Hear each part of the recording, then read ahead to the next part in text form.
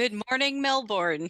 Is it okay? We're recording now, I believe. Yes. Awesome.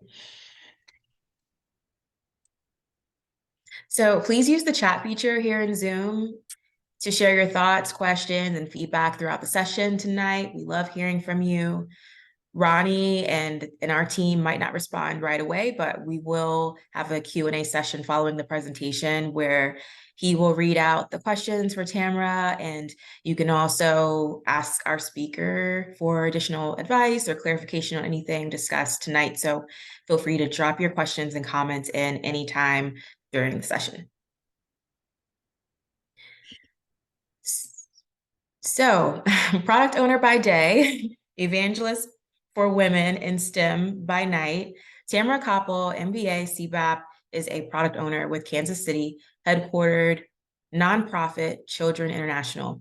She is a past president of the IIBA Kansas City chapter and is a past leader and current ambassador for Kansas City Women in Technology, where she helped to build the coding and cocktails program for aspiring local women developers. In what spare time is left, Tamara enjoys counted cross stitch, spontaneous weekend trips with her husband, Matt, rewatching Marvel movies, and the occasional game of Dungeons and Dragons. Her expertise and insights are sure to inspire and enlighten us.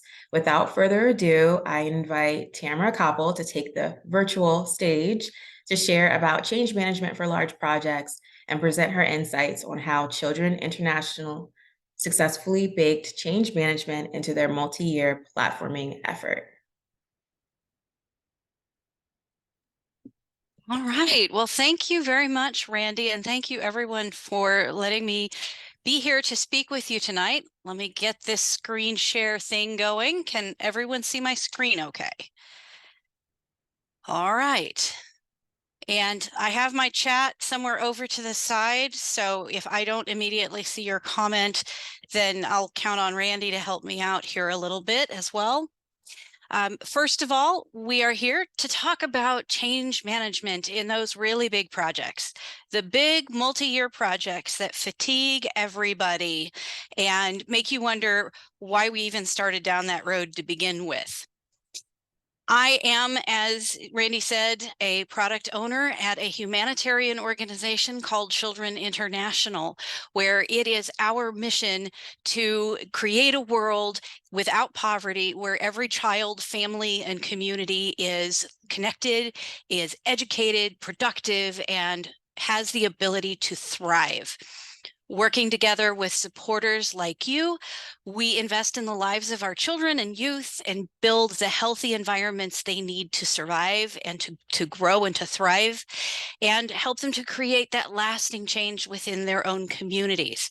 We have agencies in Latin America, the Philippines, in Zambia, and in India. So we're pretty much worldwide. Before I get too far down the path here, there's a really important question that I want to ask everyone here first. You've probably come to this session with some kind of niggling thought in the back of your mind. I would love to know what you would like to get out of this session, because if I can help answer a question for you or give you a suggestion, I would love to be able to make this beneficial for you. My goal is always for you to be able to take what you hear from me tonight and apply it at work tomorrow if you can. So help me help you.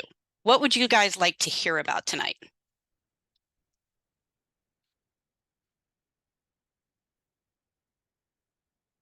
It's not like I didn't come prepared with an agenda, but it's also helpful to know if there's something in particular I can answer.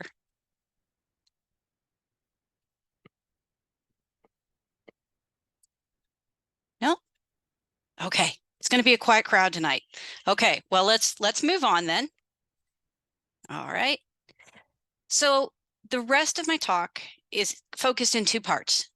By the time you leave here, I would like for you to understand why change management needs to be part of your business process plan from the get-go. It needs to be baked into the cake right from the beginning of that project.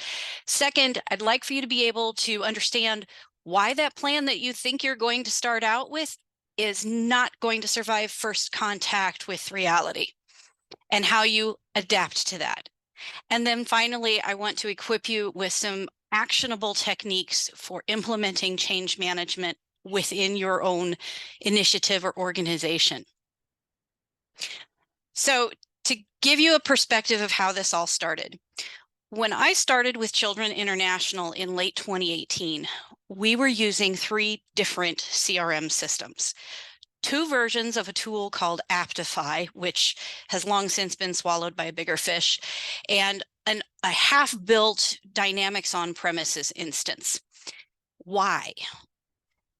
When we first implemented Aptify in like the early 2000s, like 2008, 2009, it was already at its software end of life, which is why it was ripe to be bought out to begin with. We implemented Aptify 3.5 near the end of its software life, and then later implemented a second version of it, Aptify 4.5, for our agencies. So right away, we had a CRM system that was just meant for our home office operations, and a different CRM system that contained all of our child-sensitive data. And we tried twice to move on to other systems, but each time that project broke down and we ended up abandoning the project. Finally, we tried a third time to go through, and this time we committed to Microsoft Dynamics on premises. And we committed 3 years to that project. And at the end of 3 years, there was a whole lot left to do. And suffice it to say, the will to complete the project fizzled out. We'd used up the budget that was allocated to us for it. And here we are now stuck with 3 systems. All of them are being held together by duct tape, string, and spit. So here we are, 2018. We're still on all 3 of those systems. And I'm wondering, why did we let this go so long?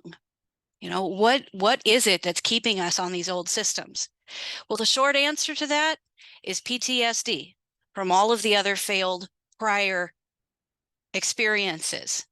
No one up to that point had had the guts to take on the big project and go again. So this was what I walked into in 2018. By 2019, everyone was feeling the pain. The old CRM systems have long since gone out of support, so we were 100% managing it on our own. Nothing was working as smoothly as we wanted it to with Dynamics on-prem. So once again, we reopened the conversations. How are we going to get off of these 3 different systems and build one system together? We had to go to the board for that.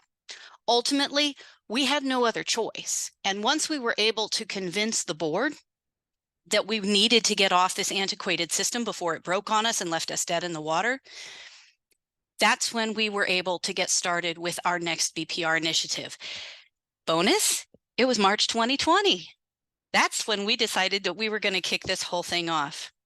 So here we are, 3 years later, and I would say we're about 70% done building out the functionality, but only about 5% of the base of sponsors and kids have been moved into the new system, because we've been really, really cautious about not moving our kids and sponsors into the new system until we knew we had functionality to support them to the extent that they wouldn't notice it.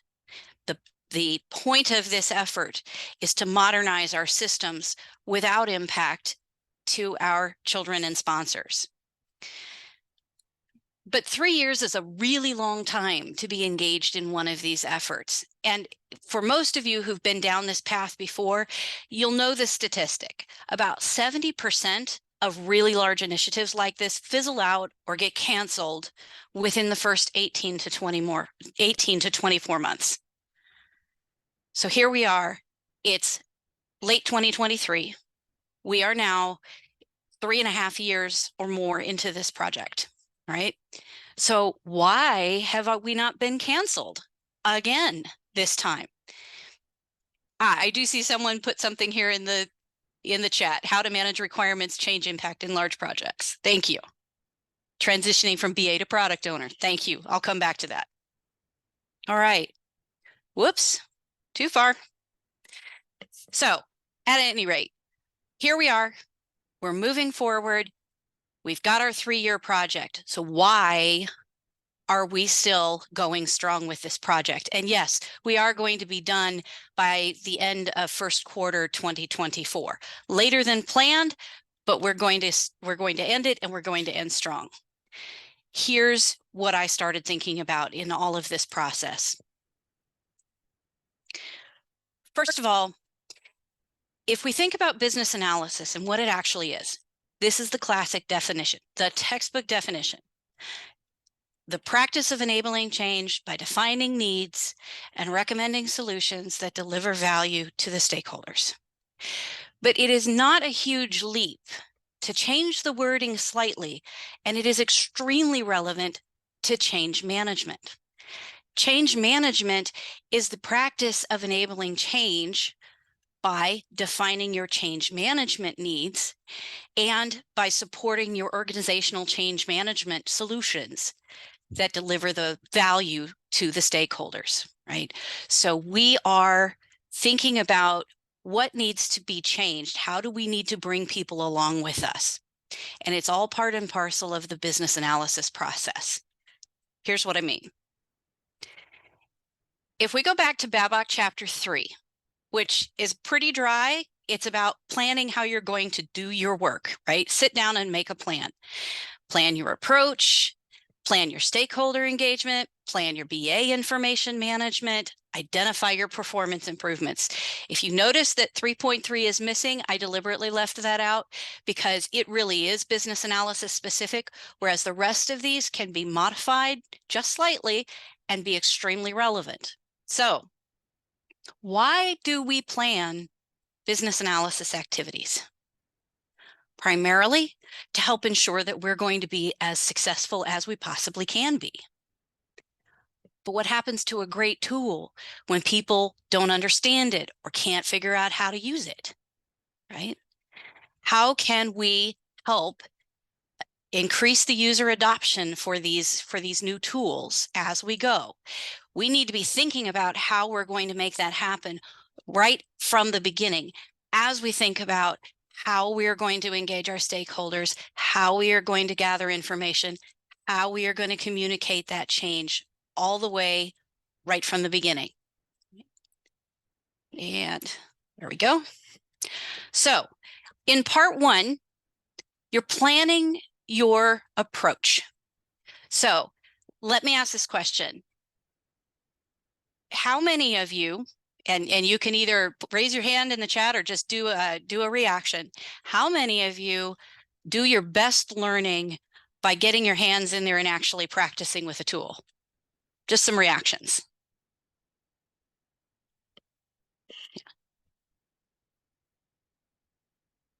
Okay.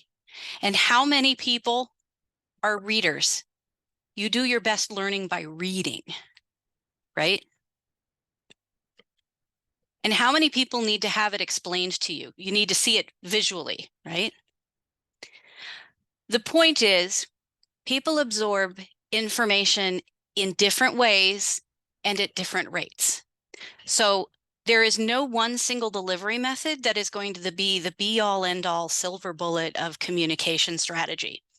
So change management is all about crafting your messages so that you meet people where they are, which also means being open to the idea of creating I'm going to call it a multi-sensory experience, so that you can hit different types of learners throughout the process. And just like you hear in sales presentations, you have to touch the customer multiple times before you actually get a response or get a sale out of it. You have to keep repeating your messages and hammering them over and over. Nobody in the organization who heard a message 3 years ago is going to remember today when so much has happened since then, right? So later, I'll show you how we incorporated this multi-sensory philosophy into our change management techniques. All right. Well, if the slide advances, here we go. So the second piece of this is planning your stakeholder approach. In this case, we need to think about who our complete list of stakeholders are. So, for example, we might have the board who are going, how much do you want to spend? Right? We have to convince them first to even begin this undertaking. And then we have the sponsors who have this, whose persona is, I'm on the hot seat. I'm accountable to the board of directors. I need to make sure this is successful, even more so than the project manager, right? We also have the business owners who are responsible for the day-to-day implementation of the business strategy that's been dictated by the organization as part of their, 3-year plan, 5-year plan. They're the ones who have to figure out how to get it done, how to meet those goals. So they're going to be interested in anything that helps them achieve that, right? Then we have the project team, and that's natural. The project team are going to be the ones who are the most involved in the day-to-day. They know everything about everything when it comes to the project as a collective unit. Now, individually, they'll have their own specialties and so forth, but collectively, the project team is the subject matter experts on how you're going to make this initiative work, right? So it's important to include their perspective as well. Then you have the uninvolved middle managers who are sitting there at some point in this process and get an email that says, congratulations, you need to have all of your people take this training by X date. Okay, where did that come from? And why didn't anybody tell me about this before? I had no idea this thing was happening.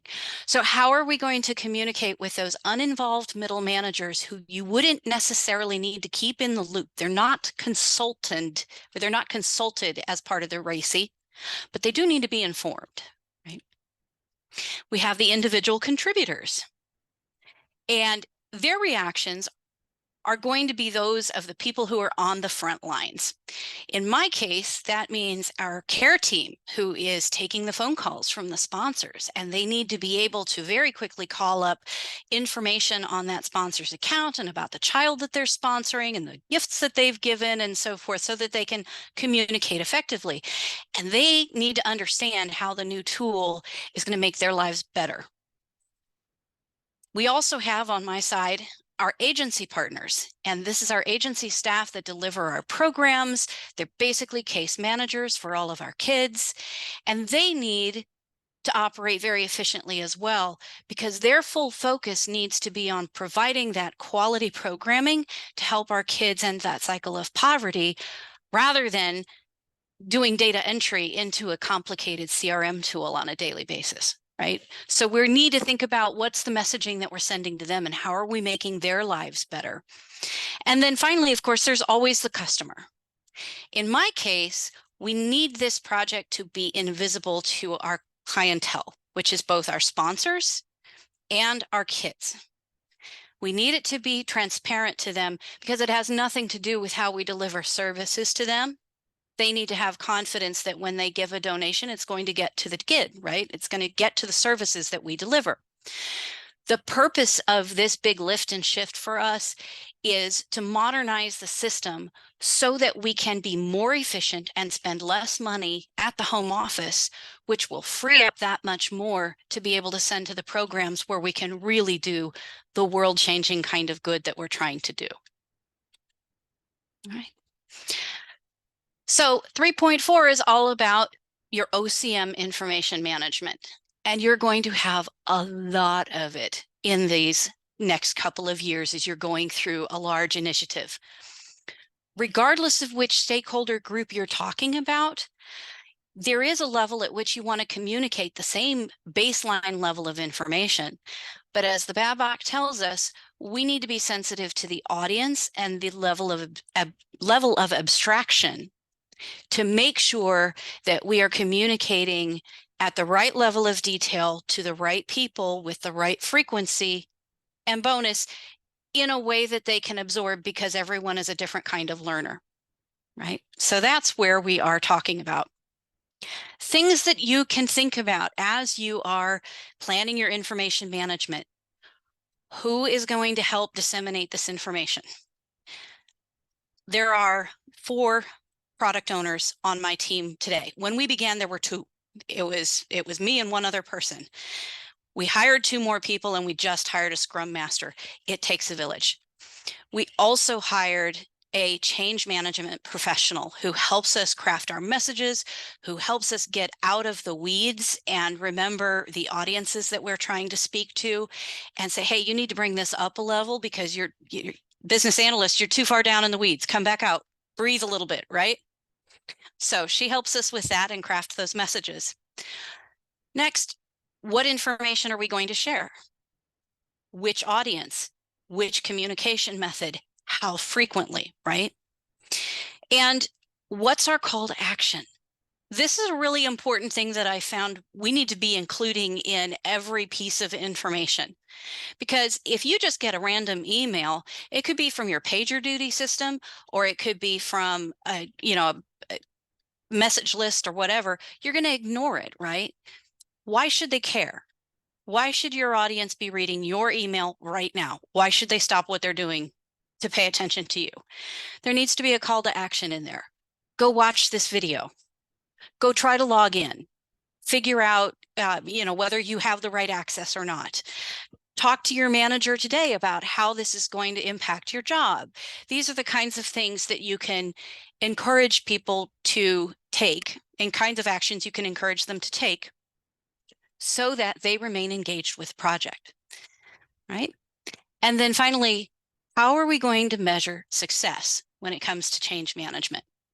And while I think we can all agree that the ultimate goal is that we would love for everyone to be using the new system and to be happy about it, I'm going to pull that back a little bit. And I'm going to talk more about tactics. How are we going to measure whether or not we're getting the message out? Well, there's a lot of different ways that we could do that. We can measure email opens. We can measure website clicks on the intranet. We can count and review the feedback that gets submitted on our, have a question, submit a feedback to us, right?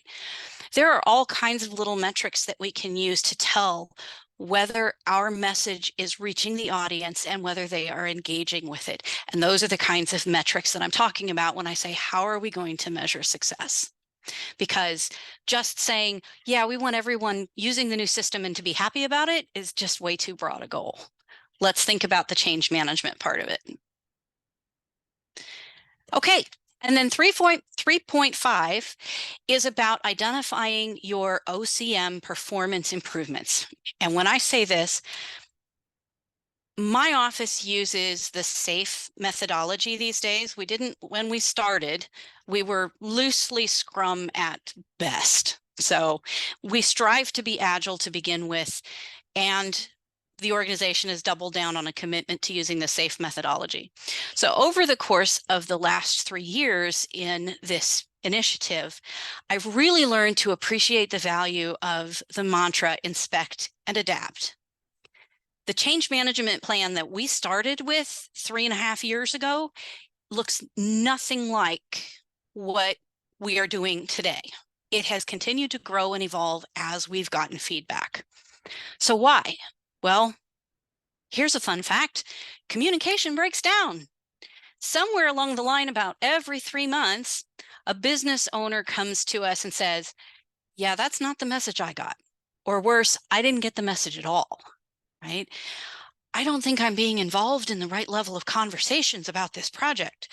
Or, well, we've been asking for months for this, but we never got a response on it. At some point, somebody's not going to be happy about what you're communicating or how you're communicating it, and they will absolutely guarantee complain they never got the message. So there's no one way to respond to that, except to start doing your root cause analysis and figure out, okay, what did they hear? From whom did they hear it? Or in what way did they hear it? And can we backtrack to either a point of failure that we can do something about, or an individual that we can go talk to? Because sometimes it's a matter of messages we've asked directors to pass down to managers are not getting passed down in their standard team meetings. And we can't be, as a project team, we're busy doing the work, building everything out. We cannot possibly be in every single meeting, every single day, giving all of this. We'd need our own, PR team for that, right?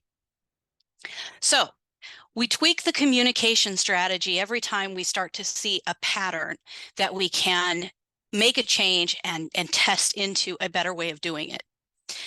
That could include cascading messages that I'm going to talk about in a bit, wide distribution messages that go to the whole company. You could check for comprehension. You can, when we talk about measurements, you can check for comprehension by putting up a quiz. And I'll talk about that in a little bit too. It's gamification. But just remember, nobody is ever going to be 100% satisfied. No matter what you do, it's not going to be perfect. And that's the point of Agile. You keep iterating on it until you hit a pattern of communications and communication styles that seems to be working for the largest number of people. You got to hit that 80%, and the other 20% we'll worry about later. Okay, so here comes my favorite part. I'm big on techniques. I love being able to take things back to the office and try them out. So with our change management strategy, I just wanted to share a few of the things that have worked for us. And I have a much longer list that we can go through in the Q&A section as well. All right, so the first technique is called cascading messages. The idea of the cascading message is this.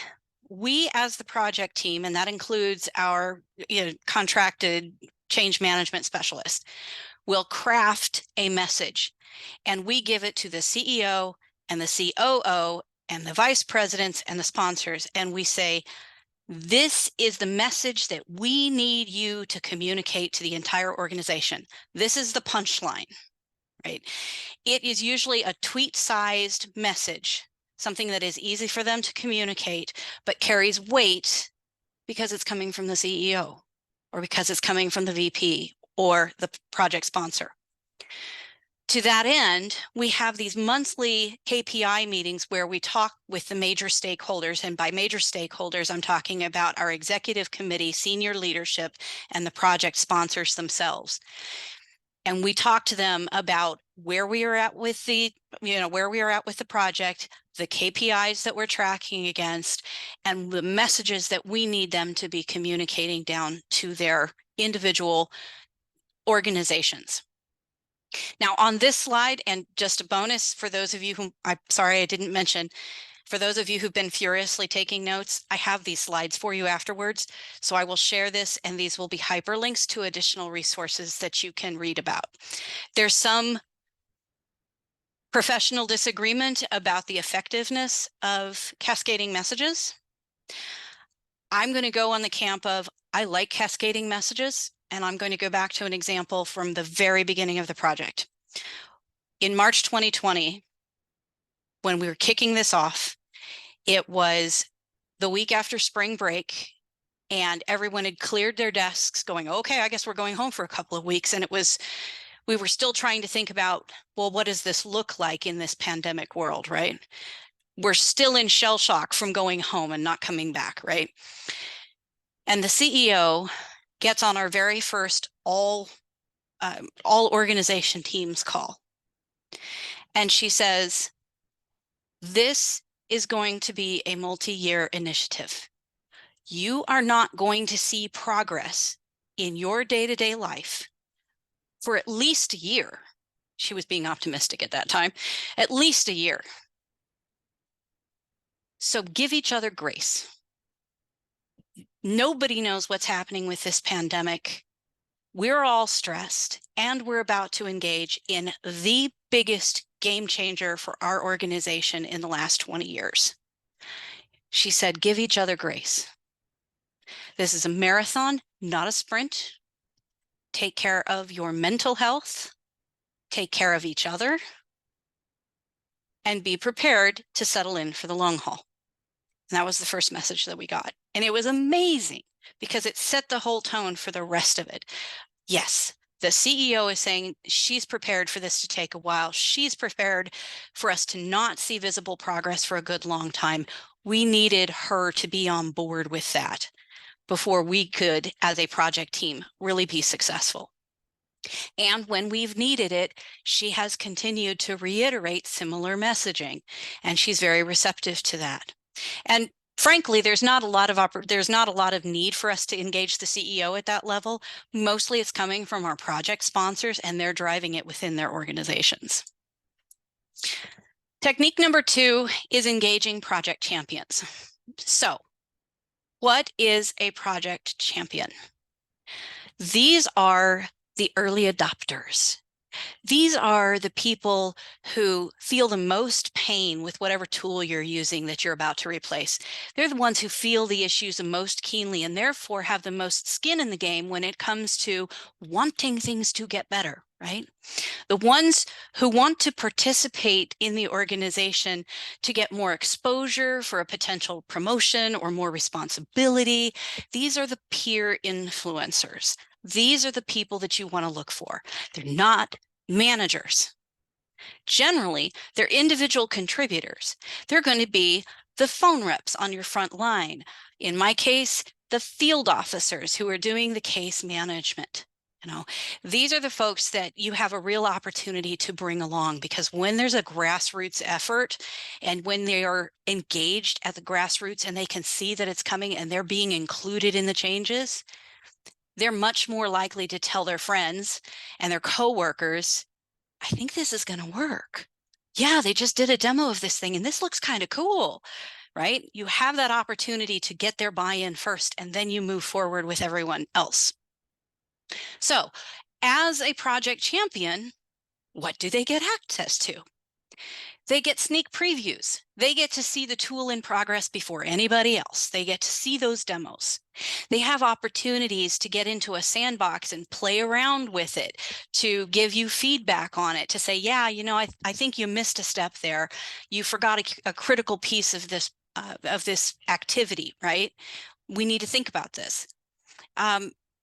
They're the ones who are going to talk to their peers to say, last week I got to see this, and I think we're going to see a vast improvement in this procedure that we're doing that's, got 20 steps today.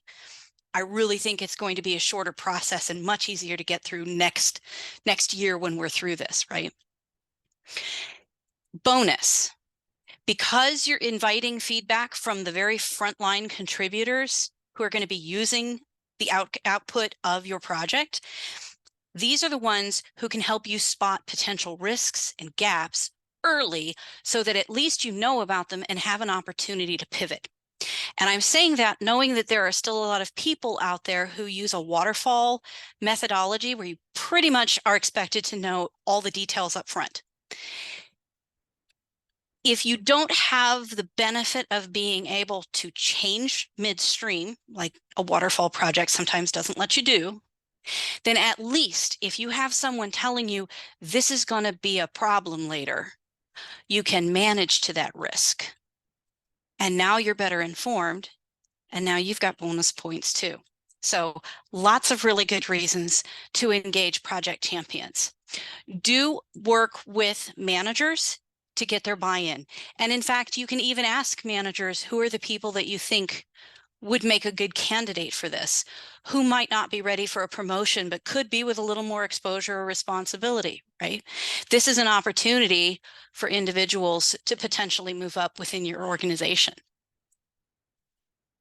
Okay, so the next technique I call COPE, which stands for Create Once, Publish Everywhere. It is a marketing term, and it came to me because one of our marketing specialists said she writes a piece of content and then she adapts it according to the platform. So there's given a article that is in full glory on our website, she'll make a tweet out of it. It'll become an Instagram post and it's got a synopsis there, or there's a little movie clip that goes out someplace else. So the idea is you have one piece of content and you adapt it according to the delivery method. Now, for us, here's what that means. Because we are using an agile methodology and because we know we need to report out what we accomplished at the end of each sprint, We are writing a document that is inclusive of everything that got finished. The items, the user stories that we completed, who it benefits, the new experience versus what it looks like today, because that's really important. How is the world changing?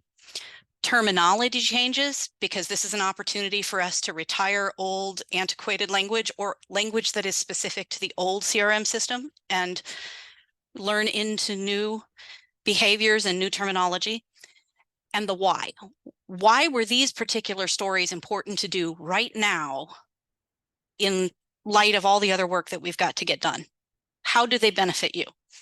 And then the final step of that is the basic navigation, which is probably far from being done, but at least if the product owners have seen the demo, we can click around a little bit and basically say, go to this screen, click here, do that, enter this required field. We've got some basic navigation, because 3 weeks from now, we'll have forgotten it all because product owner, we've already moved on to the next thing, right? So we're writing this document for ourselves primarily. It's an internal document, so it can be as non-customer friendly as you like. Here's what you do with it. You're going to take that content, you're going to adapt it out for all of the different kinds of formats that you want to deliver on. So on this slide at the top, we've got potentially a video. For example, we could do a snippet from the demo demonstrating what this new functionality is going to look like. No more than about 3 minutes. You don't want it to be anything long, just a 3-minute advertisement for what we did. You could also put in an article on your intranet, and that's where you also have an opportunity to put in like interaction components, and I'll get to the gamification in just a minute. Another thing that you can do is create checklists out of it. These become your procedures. This is exactly how you do this, or what are the next steps that we need to take to be able to make the rest of this feature fully functional, for example. And then finally, that document gets completely cleaned up, and a much more slick version of it ends up on our SharePoint site as an encyclopedia article. It's our knowledge base. It is a living, breathing document that is intended to be updated every time we touch that screen or that process or whatever. But again, it all comes back to a single document, not meant for public consumption, that we built for ourselves. We just take all the pieces that we need out of it and then revise them so that the public can consume them. Okay, I've mentioned gamification. I love gamifying experiences. So one way that you can gamify is, for example, you write an article saying these are all the cool things that we did, and then you do a trivia contest. And at the end, you click on the link and have your individuals participate in a trivia contest and to get entered for the prize, whatever you decide that happens to be that week. The first, you go back to them and you say, well, answer these questions. Tell me what the new term, what is the new term for child beneficiary? Participant, right? So you take them through that, and now you've gamified the quiz. And because there's the potential for a prize at the end, whether that's recognition or whether that's a $5 Starbucks card or whatever it happens to be that is relevant for your teams, they've got a reason to participate. Call to action. Why would they click on it? Why would they care? There's a prize at the end of it, right? Another one that I have used is what we call a Jeopardy game. This is a PowerPoint template, and I've linked to it here in the presentation so you can get to it yourself. The Jeopardy template we use during our training. And at the end of 4 days of very intense train the trainer sessions, which is the stage that we're at right now, we divvy everyone up into teams, and they get super competitive. They're asked questions just like a Jeopardy game where you have $100, $500, whatever, and categories, right? And so each team competes to get the highest number of points. Because they're competing against each other and they're doing this in a live environment, they get really into it. You know, it's been really fun to watch it. I have been sent because I wasn't able to go to the live training because they held it in Bogota and the last one they held was in Manila. I got to watch the videos of it, and it was so much fun. It was so much fun watching them. And then the final idea that you could start with is jigsaw puzzles. The way this works, and I'll have to come back to this and show you how these actually work after in the Q&A session, but jigsaw puzzle, I think it's called Jigsaw Puzzle Planet, I believe is the link that this links to. Take any picture, upload it for free to the website, and turn it into about a 25 to 30 piece digital puzzle. Here's why it's gamification, and here's where it helps you learn. Let's say that you need your users, your end users, to really get familiar with a brand new screen that they've never seen before in Dynamics. You upload a picture of that screen, and by virtue of the fact that they are moving pieces around and noticing how they all fit together, they're subconsciously absorbing, okay, my login is in the upper right-hand corner. Okay, there's this thing in the bottom left-hand corner. Oh, here's the navigation point for this other thing. You're getting them to look at that picture for longer than 2 seconds. And because they're interacting with it, they're also able to use their tactile functions, even online, to start absorbing and learning more information, even if it's just about that one screen. So that's one of my favorites. The next one is training is not a sandbox. And the reason I say this is because so many times we send our users to training and then we don't have the product ready for them. And then they have to wait and wait and wait. And even if it's only 3 weeks until they actually get access to the new system, which is pretty rapid as it goes, right? They've already forgotten a lot of the things that they learned in training. Users need to be able to actually go back to their desks and keep working with it and keep making it relevant to them on a day-to-day basis until they're ready for the real thing. So there are 2 components to this. The first component is don't start training your end users until you're ready for them to be using the product and you're within a very short time frame of ideally rolling out the product. But you can extend your runway to be able to do that training if you also provide them with a sandbox environment. And in our case, what we've done is developed an intensive multi-day, it's 1 week of training. And then they come back to their desks, and every week there is a task that they are supposed to perform in the sandbox environment of the new CRM system. So for example, they learned how to do child registration in the training. We're not ready to go live and have all these people use it in production yet, but they're going to come back to their desks in Cartagena or in Lusaka, wherever they are, and we're going to say, you've just received this child's information. They're standing in front of you. You need to register this child so that they can be sponsored. How do you do that? And they go in and they actually follow the steps in the sandbox environment to be able to perform the task. So we're keeping that information both fresh and relevant and keeping their hands on it so that those tactile learners are still engaged with the system. And there always will be an opportunity to have more training, but the trick to that is we've got most of the system bare bones in place, but just like any other product, we're going to be constantly rolling out enhancements, right? So depending on the size of the load of enhancements, it may be just one screen that's slightly different, or it may be a whole slew of things that we have updated. And maybe that warrants having its own special session. What I found with training is that for 2.5 years, it was, are we ready to train on this? Are we ready to train on this? Nope, nope, nope, nope, nope. And then suddenly, light switch. You better start training them now because it's time to start rolling kids into production.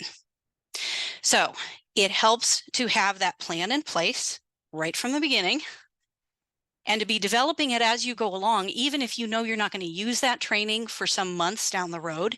If you can be confident that what you have built so far is stable and it will continue to be stable by the time you do, you'll be saving yourself a lot of last minute headache and frustration. So in addition to the training, Give them a sandbox so that they can continue playing, and homework to do.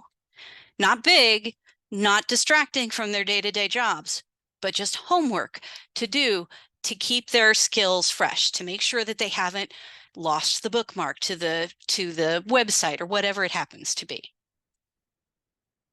Okay, so to kind of bring all this together. Everything in this talk is about your level of extraction and abstraction. What are you going to extract and how are you going to abstract it for your audience? You're baking it into the cake. You're taking the BA information that you're already collecting because you planned for that in the very beginning, and you're reusing it and recycling it and making it better so that you already have information to work with and you don't have to stare at a blank page with writer's block going, oh my gosh, what do I say now, right? We have this checklist for every single user story that we complete. It's the sprint accomplishments document that I talked through that becomes all those different abstracted things. We tend to do a video demo with the product owner clicking through and saying, do this next, no more than 3 minutes. We've got release notes to work with. Those are the formal technical documentation that goes with this, and that too is useful for a particular audience. Knowledge base articles. Take it from me, don't fall behind. Write your knowledge base articles as you go, because if you sit there and start trying to write that Encyclopedia Britannica at the end of the project, it's going to be monstrously depressing. You will not have enough coffee in the world for that. Another way you could do this is doing slow-mo demos. And what I mean by a slow-mo demo is in a sprint review, when you're talking to business owners, you or the product or the developers are usually going bang, bang, bang, this is what I did this sprint, right?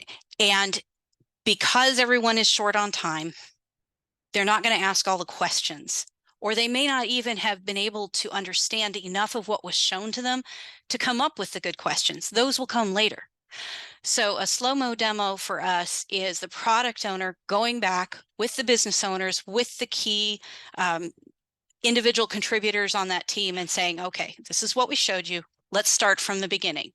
Here's your user case. We want to take this action. We want to perform this task. Go here, we do this, then we do that. You stop along the way, you invite them to ask questions, and that's their opportunity to take it in a more relaxed environment and really have all of their nervousness allayed, you know, by just taking that extra time to talk to them and answer their questions directly. It makes a lot of friends. So we have our UAT. We also have the training documents that we're going to build. All of these things are going to come from the business analysis information that you've been collecting all along, right?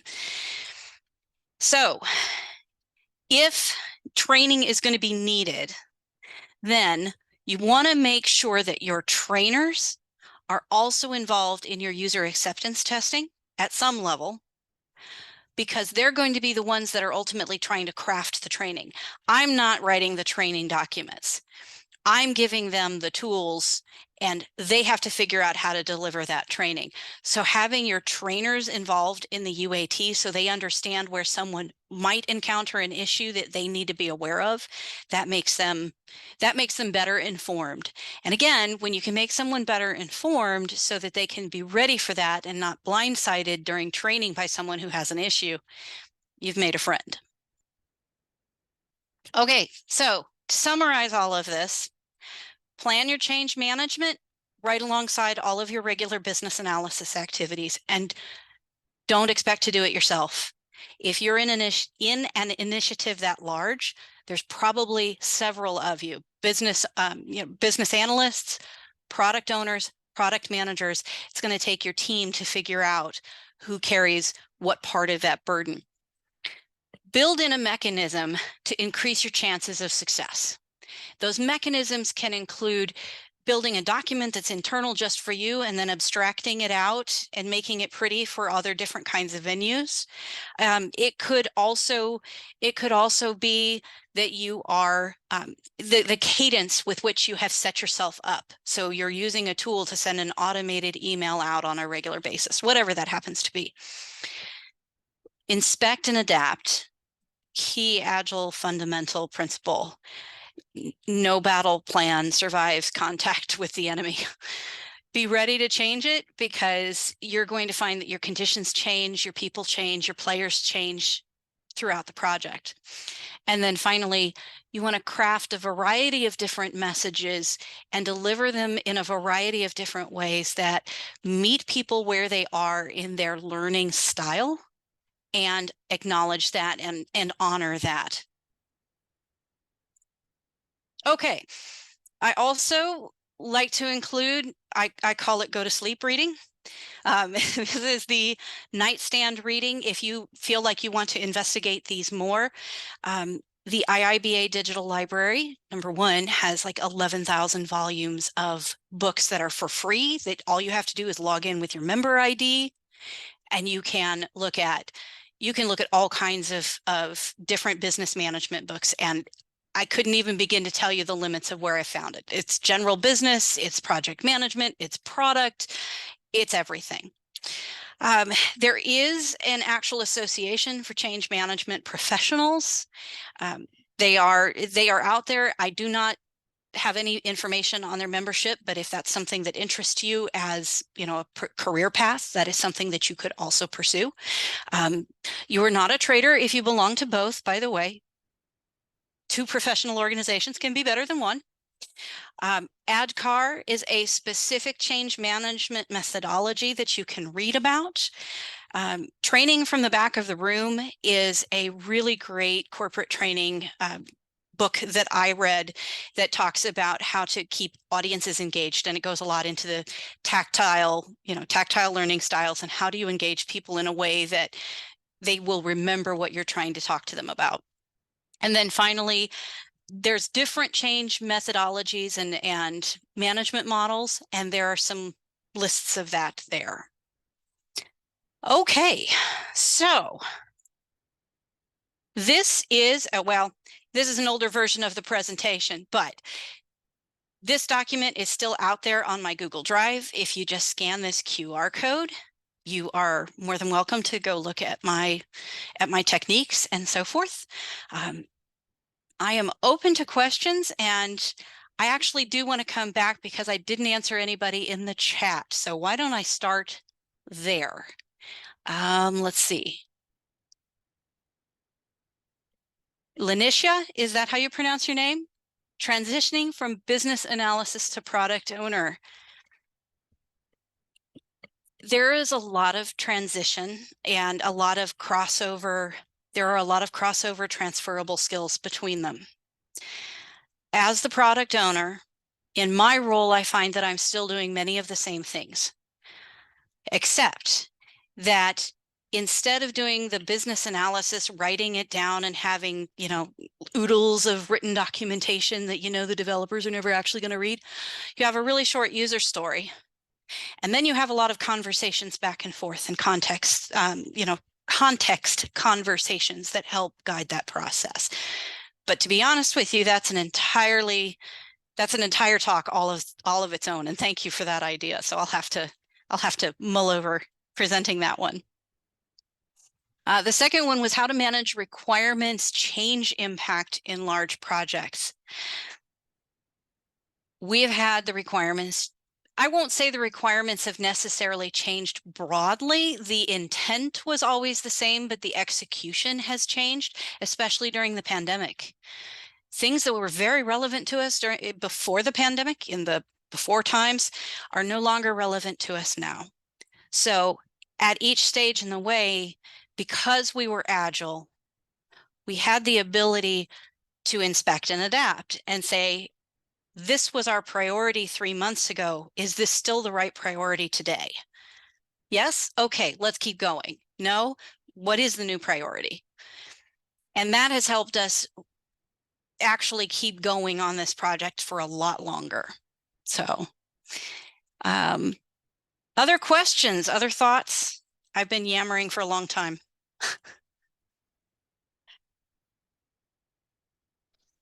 Hi. So does that so in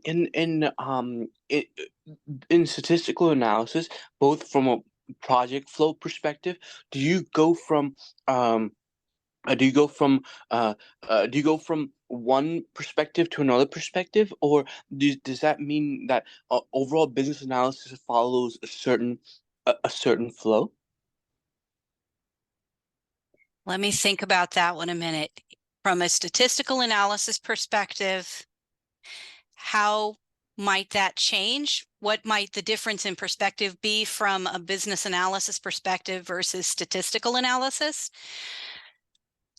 Depends on what you mean by statistical analysis. Can I ask you to expand on that a little bit better so I can Yeah, ask? which technique do you use either with the POA, either with the product ownership analysis, or which technique do you would you like the most? Or I mean, I certainly love the aspect of being the you mentioned gamification. That was really Mhm. cool. That I found to be really cool. So that was part of the whole list of techniques that are used to the techniques that are used to do product ownership analysis, both product ownership analysis, and then and the business analysis part. So, which part do you suggest doing the most, and which one do you use at Children International?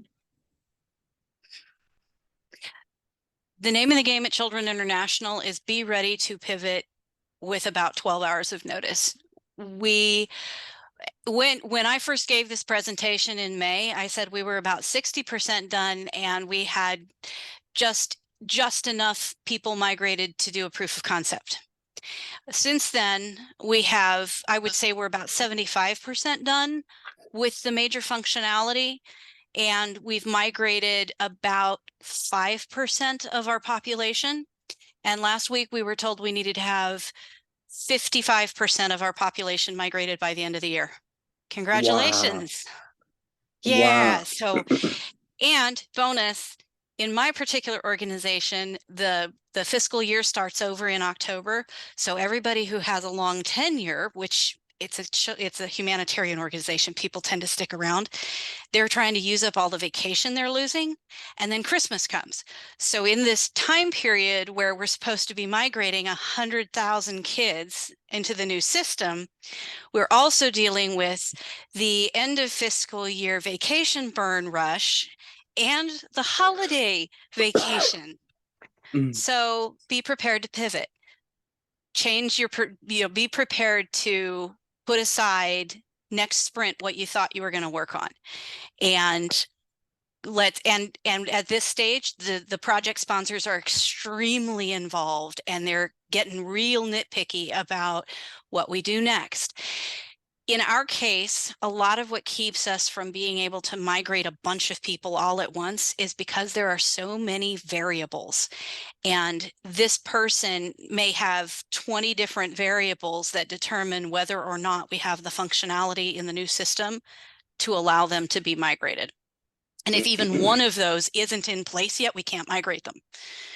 So we call it levers. You talk about statistical analysis. We're like, okay, well, if we remove this restriction and we move all those people, how many more people does that buy us? How many more migrations does that buy us?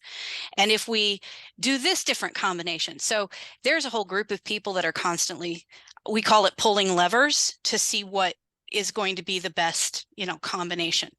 My favorite techniques vary, but I've shared some of the ones that I have found to be particularly effective. But from a day-to-day basis, my number one go-to technique as a business analyst is still the activity diagram. mm, I still love sitting down with somebody in Lucidchart with a bunch of rectangles and decision diamonds and stuff like that, and going step one, what is step one? What is step two? What is step three? Then what? Then what? And by being able to visually step people through the process, we've uncovered so many places where we might otherwise have not identified a gap or realized that there's a dependency on this other process. So for me, my favorite BA technique is an activity diagram. Yeah, wow. And no process models or process diagrams that basically speak the language of, okay, this is what the process is, and this is what the process is. But the same culture ensues even at nonprofits where like as opposed to a regular organization, it's like the structural organization is the same, organizational behavior is also the same. Yes, in many ways, they are the same. You're still going to get people who are afraid of change, people who don't want the change, who are, I don't like change for the sake of change. There's always going to be that. But what I have found to be different about Children International, which is my first experience as a paid staff member of a nonprofit, right? Every other experience I've had has been in financial services. People are just nicer. Everyone is there for the kids. We know what our mission is at the end of the day, and we truly believe that we can make that difference. So even though this project would be considered a cost center initiative because it's not really garnering us a lot of revenue off of it, what it does and what we are focused on is making every single process as efficient as possible, because every dime that we can save by not having to go through extra clicks on a customer care phone call, for example, potentially becomes money that we could pump into a new program in a new neighborhood and help more kids. So yeah, for me working at a nonprofit, people are just generally nicer, and there's less of the politics that I found in the financial services industry. It's honestly, it's my dream job, but I could go on all night about it. That's so sweet of you. Thank you so much again. Thank you again. Uh, I think that was wonderful. Part of what you meant, part of mention that even in a nonprofit, you want to follow the organizational. If you still follow that culture, that was well answered. Thank you so much again. Thank you. Yeah, absolutely. Good Thank you. questions. And Likewise. Thank you, man. thank you. Ronnie, I think there are some other questions, and you can, if you'd like to go ahead and lead us in the rest of the QA items there. All right, let me see. So we have right now one more question. Do you have templates for the usual communication that you send by a stakeholder? I don't have any that I have prepped to be able to share tonight. But let me see what I can do for you about that. I will take that as a to-do and see what I can use. I have to be careful because there's a balance to be had between sharing a template and accidentally sharing proprietary information or, intellectual property. So give me a bit to put that together, but I'm sure you all understand how that goes. All right, thank you. So Any other templates for questions? communications.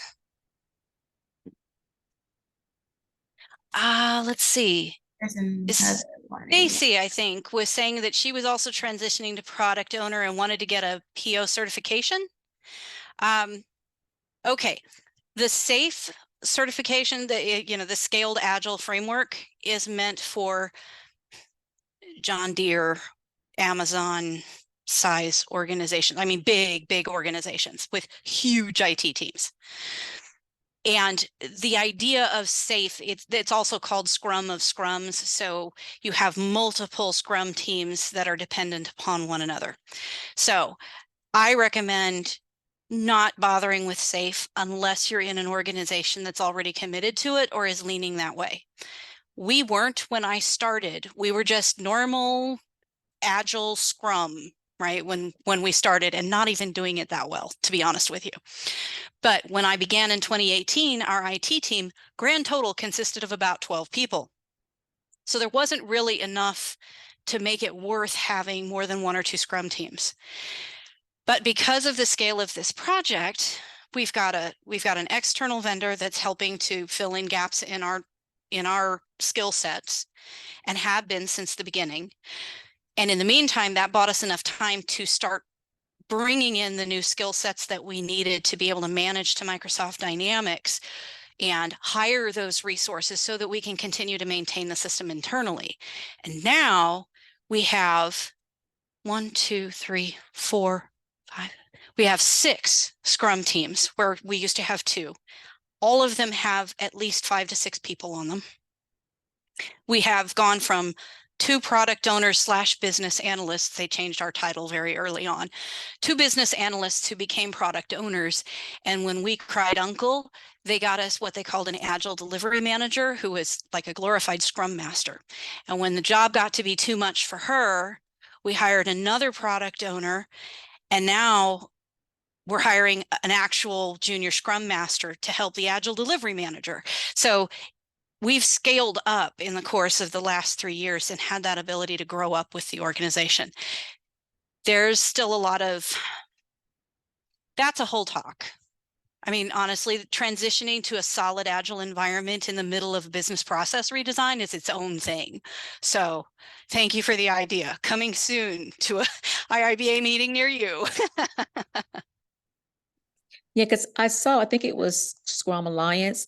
You can do an actual exam, not even have to take the class. And it's a lifetime certification. It only costs like maybe $200.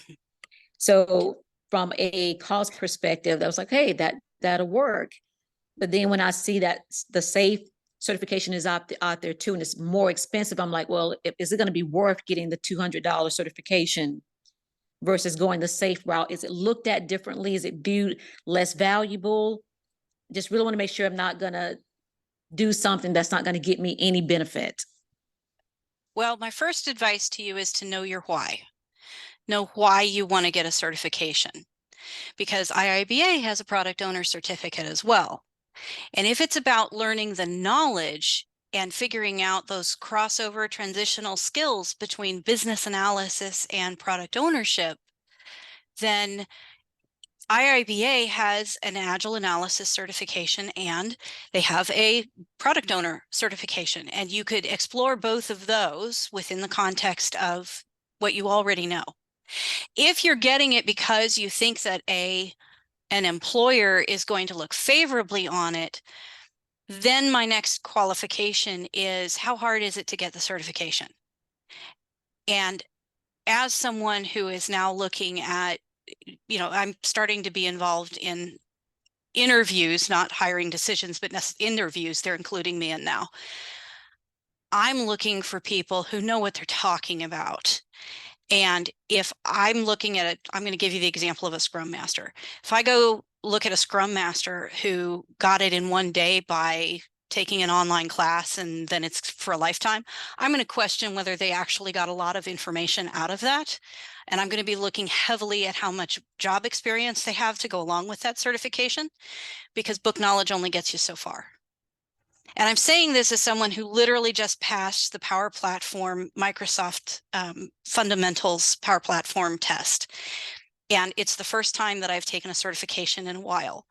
And it was hard, but I would say it was ECBA hard rather than CBAP hard. And I could not build a Power Platform application just having taken the test. I need hands-on experience as a practitioner with Power Platform too. So long-winded answer, which comes down to A, look at IIBA's options first, if it's for your own professional development, and then B, know your why, because that should inform how much money you spend on it. Thank Tamara, you.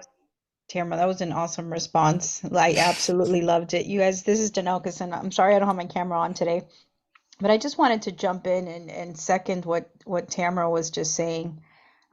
Prior to me coming on board in my previous life, when I was business analysis professional and hiring, I am one that I also obtained my Scrum Master certification in one day. And back then, I let it expire. It's not a lifetime, by the way. I let it expire because I didn't see the quality in it, because I got it in one day. I didn't appreciate it because it was, oh yeah, I went to a 1 day session and walked away with a certification. Personally, as from a learning perspective, I didn't learn much. Fast forward a few years after that, when I was a hiring manager, I really it didn't make a difference to me if somebody had their Scrum Master certification. And it was that same reason. It was the quality behind it. What do you actually obtain? What do you learn? It doesn't even, in my opinion, this is again personal opinion of Danelkis, not of me representing anybody. If it was obtained so easy, it doesn't even show commitment. It doesn't show dedication. It doesn't show knowledge. Again, personal opinion. So going back to your why and your purpose, if you want to have something on LinkedIn on your profile and just check off a box, well, it's an easy box to check off. But then I would also question who's hiring you if they know the value behind stuff as well. There's a lot of different Scrum Master certifications out there, and there are several different business analysis certifications out there too. I'm in IIBA for a reason. When I got my CBAP, I had to show work experience. I had to have professional development hours. I had to know my stuff. So for someone who understands what a CBAP is and that it's the equivalent of getting your PMP certification, which in my market, people know exactly how much a PMP had to go through to get that certification.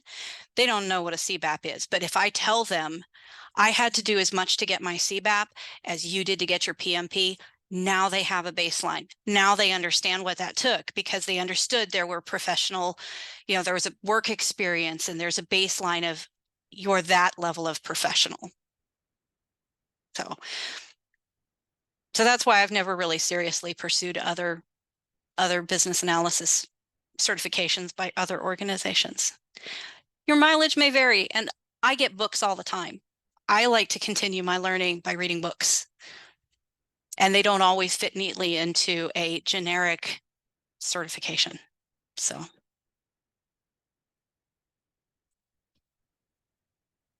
But you do you. Let me end with that. You do you. No judgment. Anybody else have questions? I did post a link to the slides, so you can go take a look at those. And since I've actually got it up, one sec, maybe I can show you this. Hang on. I've actually got to get to the place where I can close that dialog box, click on a hyperlink, and then take you to those games. One second, I will reshare here. Are we doing okay on time, Randy? Yeah, you're perfect. No worries. We're going to breeze through this part of it, so no worries on time. Okay, so here's your interactive Jeopardy template. For those that are looking for it, I'll just go ahead and put it in the chat here. And there you go. And the way this works is you have your Jeopardy board and this slide deck is like 100 slides long or whatever that is, 5 times 6, and you need 30 slides or 2 slides per. You need a question slide and an answer slide. And this is all macroed up so that all you have to do is go directly to the slide and then its answer, and then you can click buttons and play the game. So something really cool to play with. The other one is Jigsaw Puzzle Planet. And of course, what they're going to show you here are, pictures. But here was the cool part about it. You can upload, and where did they have this before? Create. So I have my own login. I can go into this. I can upload a file of my choice, give it a name, decide whether it's easy or hard or whatever, and pick the kind of puzzle piece. And what you get is, a picture. And when you do that picture, it looks like this. So now imagine that this is a user interface and you need people to get familiar with everything. You know, it's like, okay, that doesn't fit. Now you're starting to work through it and figuring out and moving things around. And as your pieces slide in and fit together, that comprehension grows. So that was kind of a light bulb moment for me. Our marketing team was using that with some of their social media images, and I was like, oh my gosh, that's amazing. So what else?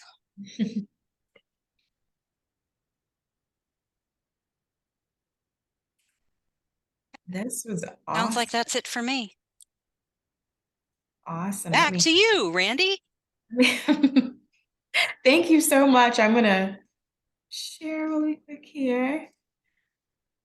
Make sure I have my other.